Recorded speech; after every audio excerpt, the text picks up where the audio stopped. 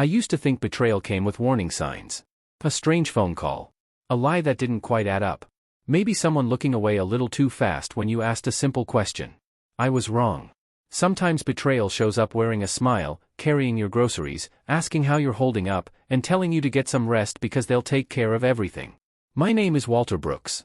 I'm 76 years old, and if you'd asked anyone who knew me, they would have told you I lived a pretty ordinary life.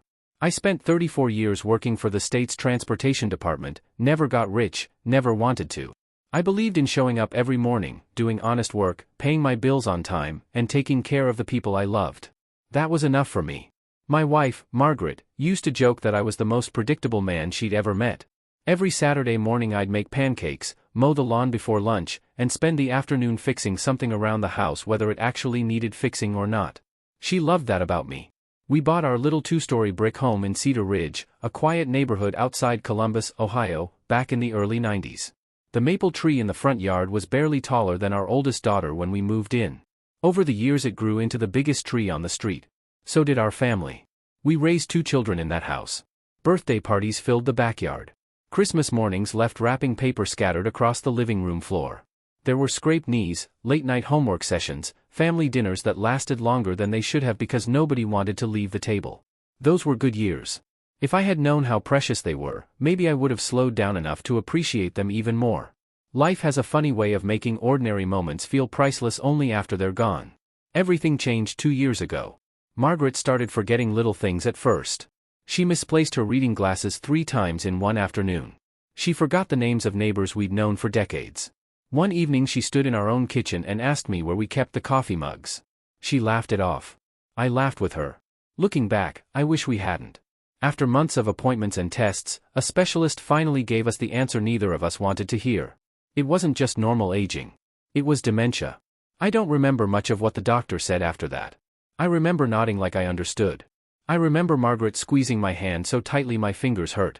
I remember driving home with the radio turned off because neither of us could think of anything worth saying. Silence filled every mile. That diagnosis didn't just change my wife's life. It quietly changed mine too. People think being a caregiver is mostly about helping someone remember appointments or making sure they take their medicine. That's only a small part of it. The hardest part is watching the person you've loved for 40 years slowly become frightened by places that once felt like home. Some mornings Margaret recognized me the second she opened her eyes. Other mornings she'd smile politely and ask if I was the maintenance man. I'd smile back anyway.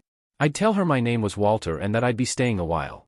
On the difficult days, she'd apologize over and over for being confused. The truth was, she had nothing to apologize for. I was the one who felt helpless. My days settled into a routine that never really changed. Wake up before sunrise. Prepare breakfast. Sort medications. Drive to appointments. Cook dinner. Clean the house. Do laundry. Stay awake listening for footsteps in case Margaret wandered into the hallway during the night. Weeks blurred into months before I even noticed. Sleep became something I remembered instead of something I actually experienced. Friends stopped calling after a while. Not because they didn't care.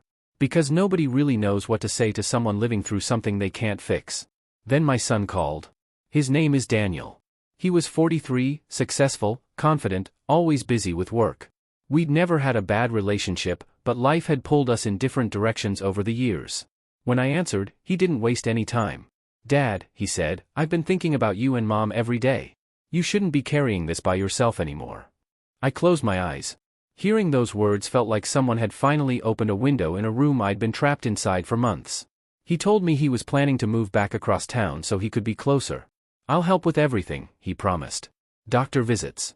Bills. Whatever you need. You're my parents. It's my turn now." For the first time since Margaret's diagnosis, I felt something I hadn't allowed myself to feel. Hope. Real hope. That night I sat alone on the back porch after Margaret had gone to bed. The air was cool, and the crickets were louder than usual. I looked up at the stars and thanked God for giving me such a good son. I truly believed I wasn't alone anymore. I had no idea that while I was thanking heaven for sending me help, I was opening the front door to the biggest mistake of my entire life. Daniel kept his promise. Within 2 weeks, he rented a townhouse less than 15 minutes from our place. He joked that it wasn't much to look at, but it put him close enough to stop by whenever we needed him. At least, that's what I believed. From the outside, he looked like the kind of son every aging parent hopes to have. He showed up almost every afternoon after work. Sometimes he'd bring takeout from Margaret's favorite diner. Other days he'd mow the lawn before I even realized it needed cutting. If a light bulb burned out, he replaced it. If the gutters filled with leaves, he climbed the ladder without being asked. Little by little, he made himself indispensable. The neighbors noticed too. Mrs. Carter from across the street smiled one afternoon as she watched Daniel helping Margaret out of the car after a doctor's appointment. "You raised a wonderful young man, Walter," she said. I smiled with more pride than I could put into words. I guess we did. Those words still echo in my head. Margaret had good days and bad ones. On the good days she'd sit beside me on the porch, drinking iced tea and talking about vacations we'd taken 30 years earlier as though they had happened the week before. On the bad days she'd wake up frightened, convinced she was late for a teaching job she'd retired from over a decade earlier. I learned not to correct her. Instead, I'd tell her there was no rush. I'd make breakfast. I'd sit with her until the fear passed. Those moments became our life. Daniel saw all of it. He watched me running on 4 hours of sleep. He watched the unpaid mail pile up on the kitchen counter. He watched me forget to refill my own prescriptions because I was so focused on Margaret's. One evening he walked into the house carrying a large accordion folder. He didn't sit down right away. Instead, he made us both coffee before pulling out a chair across from me. "Dad," he began softly, "can I ask you something without you getting defensive?" I laughed. "When have I ever gotten defensive?" He smiled. "Fair enough." For a few seconds he just looked at me. Not in a cold way. More like someone trying to choose the right words. "I've been worried about you." "I'm fine." "No," he said gently. "You're surviving." "That's different." I didn't answer. Because deep down, he wasn't wrong. He opened the folder. "I've been looking through the household bills. Nothing serious. I just noticed you've missed a couple of due dates." I rubbed my forehead. "I know. It happens. I've never forgotten bills before." "I know." His voice stayed calm. "There isn't anything wrong with needing help." That sentence landed harder than I expected. I'd spent my whole life being the person everyone else leaned on. Suddenly I was the one who couldn't keep up. It felt like admitting defeat. Daniel slid several papers toward me. "I talked to an attorney friend from work," he said. "He suggested setting up a financial power of attorney." I looked down at the documents. "I don't know. It doesn't change ownership of anything," he explained. "It just lets me pay bills, deal with insurance companies, talk to the bank if something comes up. You're still in control." He paused before adding the sentence that finally broke through my resistance. "If something happened to you tomorrow, how would Mom manage any of this?" The room suddenly felt much quieter. That question had lived inside my head since the day of Margaret's diagnosis. I just hadn't been brave enough to say it out loud. Daniel didn't pressure me. He simply waited. He knew silence can be more persuasive than arguments. I picked up the paperwork and skimmed a few pages. The legal language blurred together. Truthfully, I wasn't reading anymore. I was exhausted. Every muscle in my body ached. I couldn't remember the last uninterrupted night's sleep I'd had. Caregiving has a way of shrinking your world until every decision feels heavier than it should. Finally, I looked up. "If this really makes things easier." "It will." "You promise?" "I promise, Dad." I signed. Looking back now, I wish I could remember exactly where my pen touched the paper. I wish I had read every line. I wish I'd waited until morning. But wishes don't rewrite history. The paperwork was notarized the next day. Daniel handled everything himself. When he came back that afternoon, he smiled. "All taken care of." For the first time in months, I felt like someone had lifted 100 pounds off my shoulders. That night I actually slept almost 6 straight hours. I couldn't remember the last time that had happened. I woke up feeling guilty. Not because I'd signed the papers. Because I'd slept while Margaret had been awake twice during the night, and Daniel had quietly helped her back to bed without waking me. When I thanked him the next morning, he shrugged. "That's what family does." I believed every word. Over the next year, he gradually took over almost every financial responsibility. Mortgage records. Insurance renewals. Investment statements. Property taxes. Bank correspondence. If it comes in the mail, he'd joke, "I'll deal with it." I let him. Why wouldn't I? He'd earned my trust. Or at least, I thought he had. While I focused every ounce of energy on keeping Margaret comfortable, Daniel built himself into the center of every financial decision in our lives. I never noticed because every change happened one tiny step at a time. Looking back, I realize that's how the biggest mistakes are usually made. Not with one terrible decision. With 100 small ones that all seem perfectly reasonable when you're too tired to question them. By the time I finally started asking questions, Almost everything I'd spent my lifetime building had already slipped out of my hands. Nearly 21 months passed before the first crack appeared in the picture I'd built in my mind. By then, caring for Margaret had become second nature. I could tell whether she was having a good morning before she even opened her eyes. Sometimes she'd wake up smiling and ask if we were going dancing that evening, even though neither of us had danced in years. Other mornings she'd stare around the bedroom as if she'd never seen it before. I learned to meet her wherever her mind happened to be. Some days that meant talking about our honeymoon. Other days it meant introducing myself to my own wife. You stop correcting someone with dementia after a while. Love becomes less about reminding them of reality and more about making whatever reality they're living in feel safe. Our daughter, Emily, invited us over for Sunday dinner almost every week. She lived about 30 minutes away with her husband, Nathan, and their 2 boys. Their house always felt alive. There were soccer balls in the yard, bicycles leaning against the garage, and the smell of something homemade drifting through the kitchen before you even rang the doorbell. Margaret loved those dinners. Even when she forgot everyone's names, she never forgot how loved she felt there. That Sunday seemed no different. Daniel arrived early carrying dessert and a bottle of wine. He hugged his sister. He played catch with the boys in the backyard. He teased me about finally retiring from mowing my own lawn. Everyone laughed. If someone had walked into that house, they would have said the Brooks family was about as close to perfect as any family could be. I would have agreed. Dinner was halfway over when I noticed Nathan watching Daniel more than he was listening to him. It wasn't obvious. Just little glances. The kind you don't think much about until later. Nathan worked as a senior compliance analyst for a regional financial institution. Numbers were his world. Rules were second nature to him. He wasn't the type to jump to conclusions. He was careful. Quiet. The kind of man who spoke only after he was certain.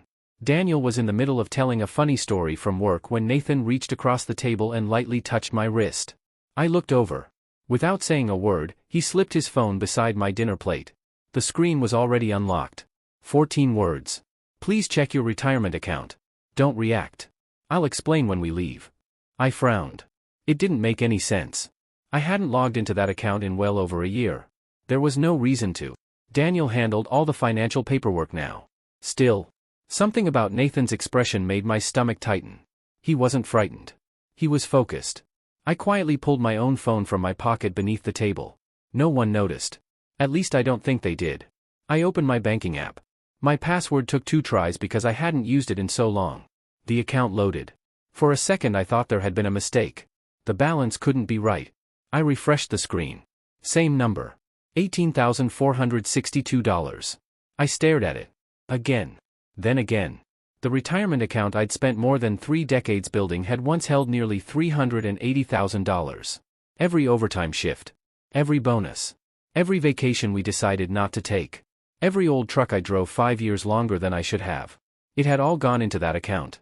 Not so I could enjoy retirement. So Margaret would always be safe. Now. Less than $20,000 remained. I couldn't hear Daniel talking anymore. His voice faded into background noise. Emily was laughing at something one of the boys had said. Margaret smiled at everyone around the table even though she'd lost track of the conversation several minutes earlier. Life continued as though nothing had happened. But my entire world had just tilted sideways. Nathan looked at me once. Very slightly. He gave the smallest nod. Trust me. I understood. I slowly placed my hand against my chest. I said quietly. I think I need some fresh air. Emily stood immediately. Dad, are you okay? I'll take him outside, Nathan answered before anyone else could speak. Daniel looked concerned. Real concern. Or at least it looked real. You want me to come? No, Nathan replied with an easy smile. I'm sure it's just too much excitement. Daniel relaxed. Call me if you need anything. Those words almost made me sick. Nathan helped me out to the driveway. The moment the front door closed behind us, neither of us spoke. We got into his SUV. He started the engine. Only after we'd driven 3 blocks did I finally manage to find my voice. Tell me. Nathan kept his eyes on the road. I wish I was wrong. So do I. I've spent the last 5 months checking everything before saying a word. 5 months. My heart sank even lower. You knew for 5 months? I suspected something 5 months ago, he corrected gently. I knew 3 weeks ago. I stared through the windshield. Streetlights blurred together as we drove across town. What happened? I'll show you. We didn't go to a hospital. We didn't go to the police. We drove straight to Nathan's office downtown. The building was nearly empty on a Sunday evening. The lobby echoed beneath our footsteps. The elevator felt painfully slow. Neither of us said another word until we stepped into his office. He locked the door behind us. Then he placed a thick binder on his desk. It wasn't one folder. It wasn't a few papers. It was hundreds of pages. Bank statements. Transaction histories. Copies of legal documents. Printed emails. Account summaries. Each section separated by colored tabs. He took a deep breath before sitting down across from me. "Walter," he said quietly. "I need you to know something before we begin." I looked up. "I didn't bring you here with a theory." He rested his hand on the binder. "I brought you evidence."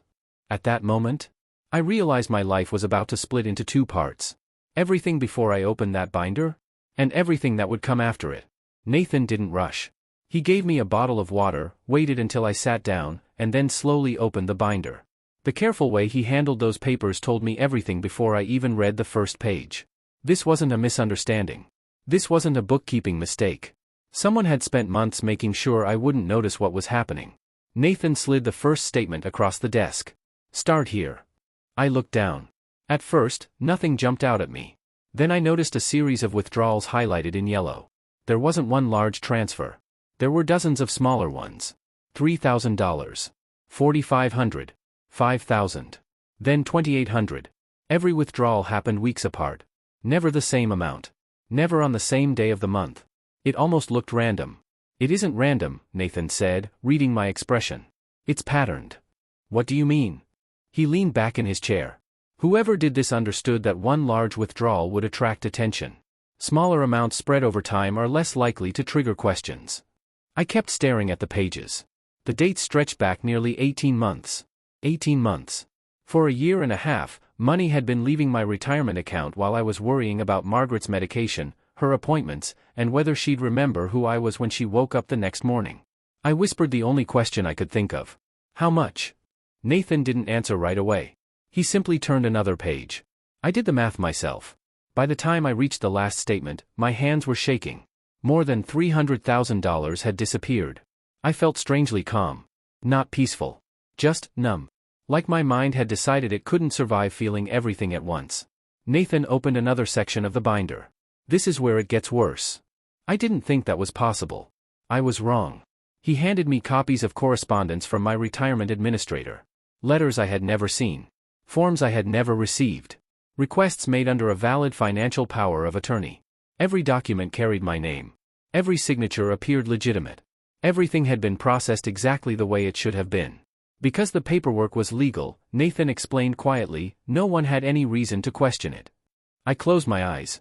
I remembered that evening at my kitchen table. The coffee. The folder. Daniel telling me I didn't have to carry everything alone anymore. I remembered how grateful I'd been. That memory suddenly felt poisoned. Nathan continued. "There's more." He pulled out copies of address change requests. Someone had redirected all retirement account statements to a private mailbox across town. No paper statements ever reached my house again. Every warning. Every balance update. Every notification. Gone. And because Daniel handled the mail, I never realized anything had changed. I rubbed my forehead. How could I have missed all this? Nathan answered without hesitation. "Because you trusted your son." Those words hit harder than every document in the binder. Trust. That was the weapon. Not intelligence. Not hacking. Not complicated financial tricks. Just trust. He knew exactly which part of me to use against me. Nathan quietly opened another tab. "I debated whether to show you this tonight." My stomach tightened. "What is it?" "It's Margaret's savings." I frowned. My wife barely touched that account. I know. Margaret had always kept a small account in her own name. Nothing extravagant. Just money she'd quietly saved over the years from tutoring, birthday gifts, and little side jobs she'd taken after retirement. She called it her emergency cushion. She liked knowing she had something that belonged entirely to her. Nathan placed the statement in front of me. Balance, $0. I stared at the page for several seconds. No. The account was emptied 11 months ago. She never approved that. No. She couldn't have. No. My throat tightened.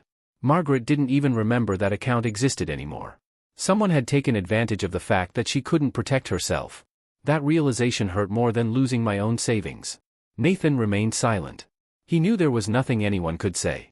After several minutes, he reached into the binder one last time. "This is the document I've been dreading."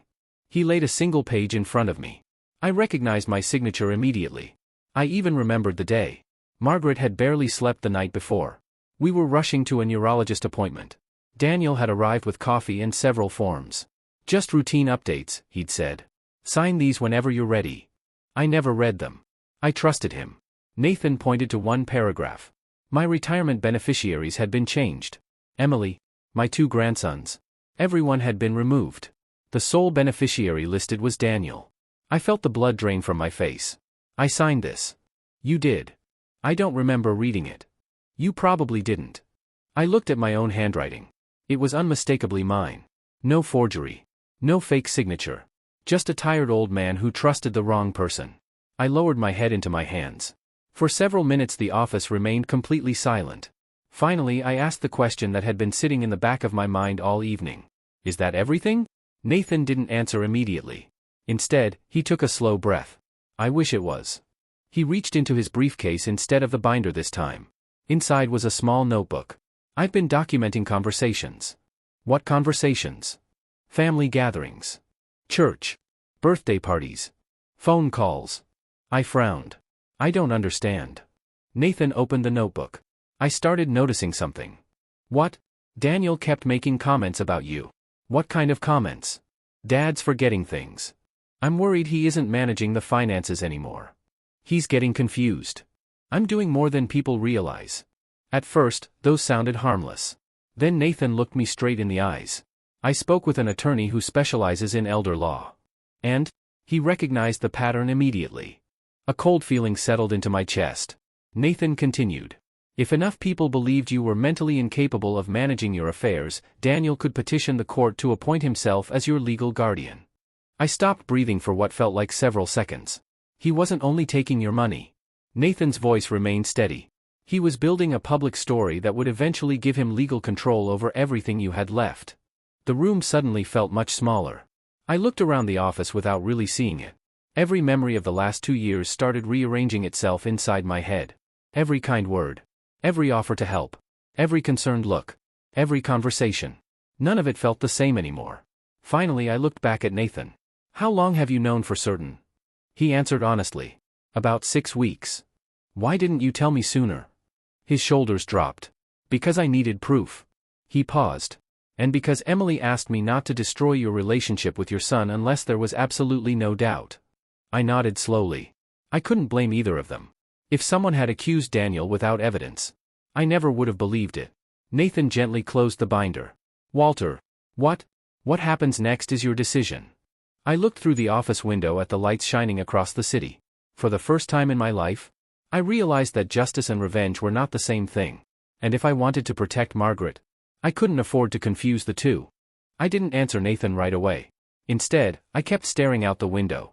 The city lights shimmered against the glass, but I barely noticed them. My mind wasn't in that office anymore. It was back home, where Margaret was probably sitting in her favorite chair wondering why I'd been gone so long. She had no idea that everything we'd spent our lives building had been ripped away. And somehow, I was grateful for that. Dementia had stolen so much from her already. At least it had spared her this. Finally, I turned back toward Nathan. "What do I have to do first?" A faint look of relief crossed his face. "Protect your wife." That answer came so quickly I knew he'd been hoping I'd say exactly that. "Everything else can wait," he continued. "The money matters. The betrayal matters. But Margaret comes first." I nodded. "She always has." The next morning, we met with an elder law attorney named Laura Bennett. Her office sat in a quiet brick building just outside downtown. She greeted us with a firm handshake, invited us into her conference room, and spent nearly 3 hours reviewing every document Nathan had collected. She didn't interrupt. She didn't speculate. She simply read. Every few minutes she'd underline something, attach a colored tab to another page, or jot down a note in the margin. When she finally looked up, her expression was calm. "I've seen elder financial abuse before," she said. "But I've rarely seen it documented this thoroughly." Nathan had organized everything in chronological order. Every withdrawal. Every transfer. Every address change. Every signed document. Every suspicious conversation he'd recorded. Together, they told one unmistakable story. Laura folded her hands. "The first priority is removing every legal authority your son currently has." She got to work immediately. Before noon, every power of attorney connected to me or Margaret had been formally revoked. The banks were notified. The investment firms were contacted. New passwords were created. Additional identity verification was added to every account that still existed. For the first time in nearly 2 years, Daniel no longer had access to a single dollar. He just didn't know it yet. That afternoon, Laura filed emergency paperwork restoring my original retirement beneficiaries. Emily and my grandsons were placed back exactly where they'd always belonged. Daniel's name disappeared from the records as if it had never been there. Again, he had no idea. Nathan suggested something that surprised me. Don't confront him. I looked at him. You want me to pretend everything's normal? For now. Why? Because the moment he realizes you've discovered the truth, he'll destroy evidence, move assets, and start protecting himself. Laura agreed. The strongest cases are built quietly. It felt strange. For nearly 2 years I'd trusted my son with everything. Now I had to sit across from him and pretend I still did. 3 days later, Daniel stopped by the house carrying 2 grocery bags. Thought I'd make dinner tonight, he said with his usual smile. Margaret lit up the second she saw him. My handsome boy, she said. He kissed her forehead. Hi, Mom. Watching them together nearly broke me. She looked at him with nothing but love. Complete. Unquestioning. She remembered very little these days. But she remembered loving her son. That hadn't faded. I wondered if it ever would. Daniel cooked dinner while telling stories from work. He laughed. He cleaned the dishes afterward.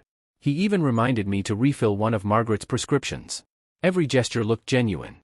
If someone had walked into our kitchen that evening, they would have seen a devoted son caring for his aging parents. Only 3 people in the world knew the truth. Nathan, Laura, and me. At one point Daniel handed me a fresh glass of iced tea. You've got to start taking better care of yourself, Dad. I looked into his eyes. There wasn't a flicker of guilt. Not one. Either he was the greatest actor I'd ever met, or he'd convinced himself he'd done nothing wrong.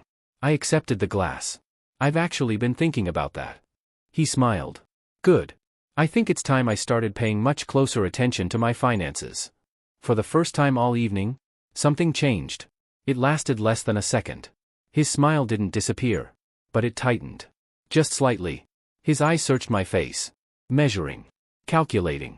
Trying to decide whether I'd meant anything by the comment. Then it was gone. You've earned the right to relax, he said lightly. I've got everything under control. I know, I replied. Those 2 words tasted bitter. Because for the first time, I knew exactly what he thought he had under control. The following week became a race against time. Laura worked with investigators from the County Financial Crimes Division. Nathan continued tracing transactions through multiple accounts. Some of the missing money had already been spent. Luxury vacations. A new truck. Expensive watches. Private investment accounts opened under shell entities. Other portions had been moved so many times they resembled a maze. But every transfer left a footprint. Nathan found them. One by one. Meanwhile, Emily quietly searched through boxes stored in our basement. She found old tax returns. Insurance policies. Original retirement paperwork. Even handwritten notebooks where Margaret had tracked her personal savings over 20 years. Those records filled in gaps nobody else could have explained. Late one afternoon, Emily sat beside me on the back porch. Neither of us spoke for several minutes. Finally she whispered, I keep wondering if there was something I should have noticed. I shook my head. No. I was his sister. You were also someone who loved him. She wiped away a tear. I don't know who he is anymore. Neither did I. The hardest part wasn't losing the money. It wasn't even discovering the deception.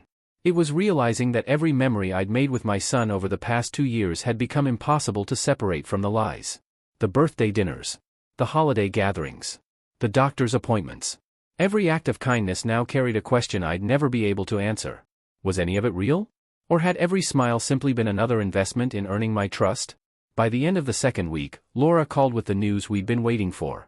The investigation is complete, she said. They're ready. For what? She paused. To arrest Daniel. The room suddenly fell silent. I should have felt victorious. Instead, I just felt tired. Very, very tired. Because no matter what happened next, there would be no version of this story where my family walked away whole.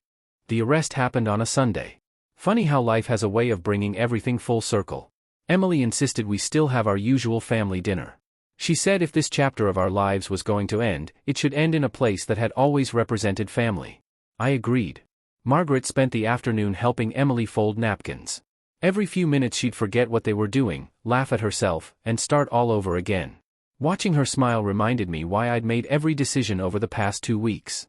None of this had ever been about revenge. It was about protecting her. Daniel arrived right on time carrying a homemade apple pie. He walked through the front door like he had dozens of times before.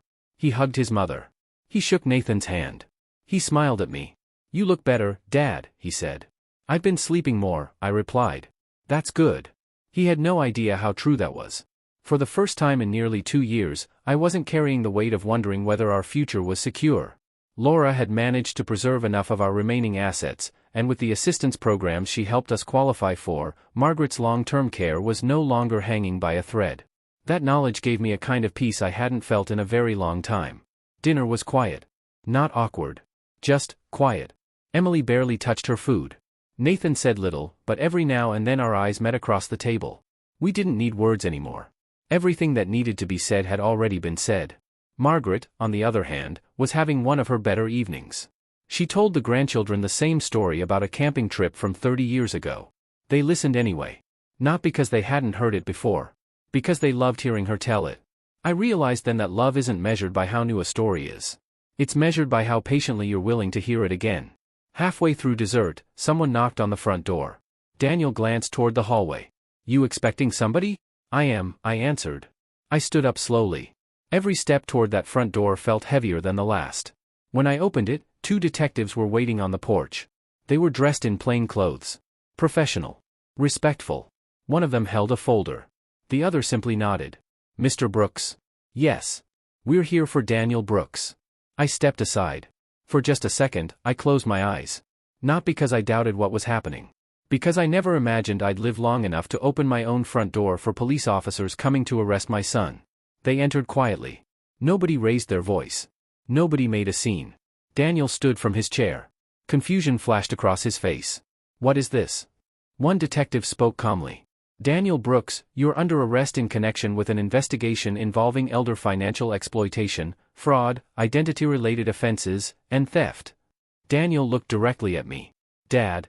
I didn't answer. His eyes moved to Nathan. Then to Emily. That's when he understood. For a brief moment, all the confidence disappeared. "You set me up." Nathan remained silent. Emily slowly stood. Her voice never rose above a normal conversation. "No." She looked her brother in the eyes. "You set yourself up the day you decided Dad's trust was something you could cash in." The room became perfectly still. Daniel opened his mouth as though he wanted to argue. Nothing came out. Then Margaret reached across the table and touched his hand. "Oh, sweetheart," she said softly. "Are you leaving already?" He looked down at her. She smiled the same warm smile she'd given him his entire life. "You've always been such a kind boy." My heart shattered.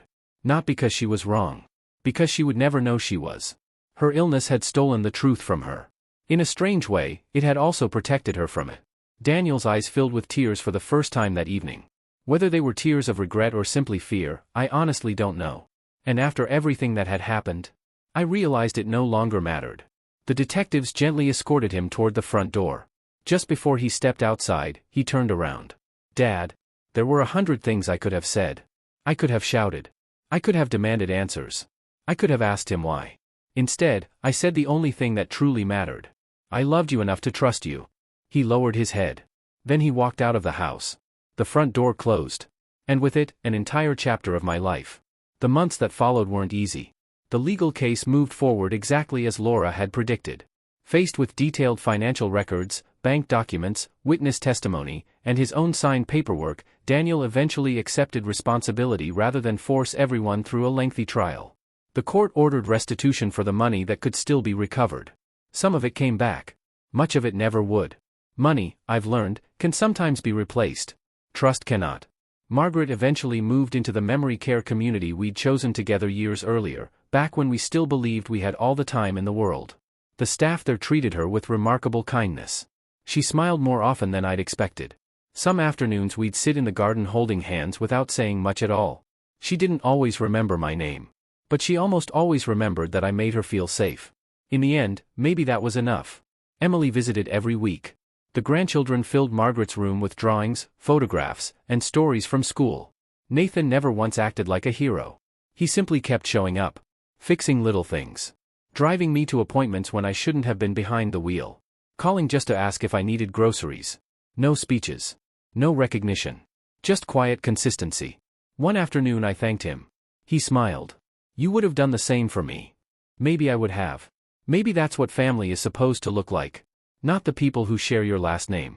The people who choose to stand beside you when walking away would have been easier. I'm 76 now. My house is quieter than it used to be. Some mornings I still wake up before sunrise out of habit. I still make 2 cups of coffee before remembering I only need 1. Grief has strange routines.